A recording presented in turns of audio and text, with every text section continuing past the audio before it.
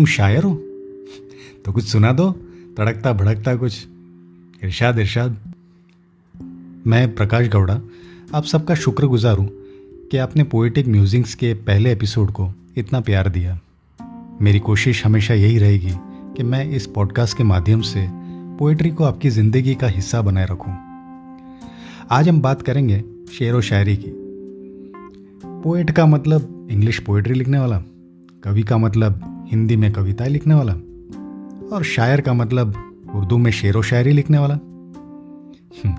अब मुझ जैसों को क्या कहा जाए जो हिंदी उर्दू यानी हिंदुस्तानी में लिखता हो। अब इंग्लिश मेरी रोजी रोटी, हिंदी मेरे बचपन की सहेली, और उर्दू वो जिसका मैं दिल जीतना चाहता हूँ।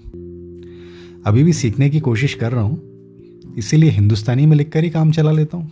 हिंदी और हिंदुस्तानी पर हम एक स्पेशल एपिसोड करेंगे, इसलिए अब इतना ही। तो इस लिहाज से मेरा ये मानना है कि मैं शायर तो नहीं। मुझे कभी दोस्तों के बीच या अपनों के बीच बैठकर शेर व शायरी करने का कोई शौक नहीं था।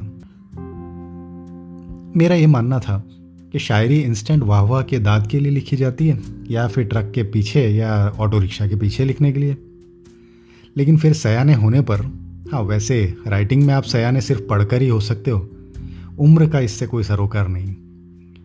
जैसे मिर्ज़ा गालिब, फैज़, मीर, साहिर लुधियानवी, गुलजार, Javed Akhtar, Prasoon Joshi, PB Shelley, Wordsworth, Shakespeare, अब इन सब को अगर आपने पढ़ा नहीं तो समझ लीजिए कि पोइट्री के प्ले स्कूल में हो।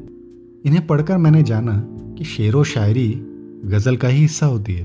मिसाल के तौर पर मिर्ज़ा गालिब का ये शेर है, रगों में दौड़ते फिरने के हम नहीं कायल, रगों में दौड़ते फिरने के हम नहीं कायल, जब आँख ही से न टपका तो फिर लहू क्या है।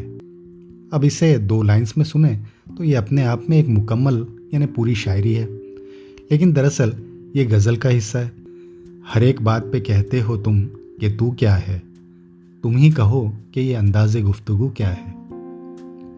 ये ज़रूरी नहीं है कि हर शायरी किसी गज़ल का हिस्सा हो। कुछ ऐसे ही पोएम्स मुझे भी मिले ज़िंदगी की राह पर चलते हुए। अब इन्हें आप शेर कह लीजिए या शायरी, इनका कद 2 लाइन्स का है, लेकिन इनकी ऊंचाई आसमान की, और वज़न उतना कि शायद आपके दिल को भारी कर दे। तो अर्ज़ है, 2 लाइनें 4 बातें। ख्वाबो ख्वाहिशें मेरे यहाँ क्या मायने रखते हैं, ये वो दुनिया है जहाँ लोग खुदा के आगे भी आईने रखते हैं। आसमान आग उगलता है, मेरे पर जले से है, एक चुल्लू भर पानी मिले तो इस सूरज को डुबो दूं। सूरज के केसर की शीशी जो शाम तोड़ गई, गुजरते बादलों की एड़ियाँ छिल गई। ऐ खुदा मैं तुझसे न और कोई रज़ा चाहता हूँ, बस जिंदगी से छोटी और कोई सज़ा चाहता हूँ। तार पर एड़ियों के बल चलता सूरज, पैर फिसला तो चांद बन जाएगा सूरज। जिंदगी की शमा जल रही है, अरमानों के ढेर है, खत्म होंगे सारे अरमा, बस शमा बुझने की देर है। आंखों पे एतबार करता हूँ, जुबान का कोई भरोसा नहीं, मौत पे यकीन करता हूँ, जिंदगी का कोई भरोसा नहीं। रंजिश गम की उम्र भी क्या होती है, रंजिश का मतलब शिकवा, किसी चीज़ से आपको कंप्लेन। रंजिश गम की उम्र भी क्या होती है, तबस्सुम की बहारों तक ही ये दरमियाँ होती है। तबस्सुम का मतलब स्माइल। मैंने समय को बांध रखा है मुट्ठी में, कुछ सूखे फूलों में, कुछ अलमारी में पड़ी चिट्ठी में। ढलते सूरज की एक किरण कीबोर्ड पर रह गई, कल सुबह उसकी लिखी नज्म उसे फिर लौटा दूंगा। अपने ही घर अब सराय से लगते हैं, रात अपने दिन पराये से लगते हैं। एक शायरा आज अपना काफिया भूल गई, काफिया का मतलब राइम।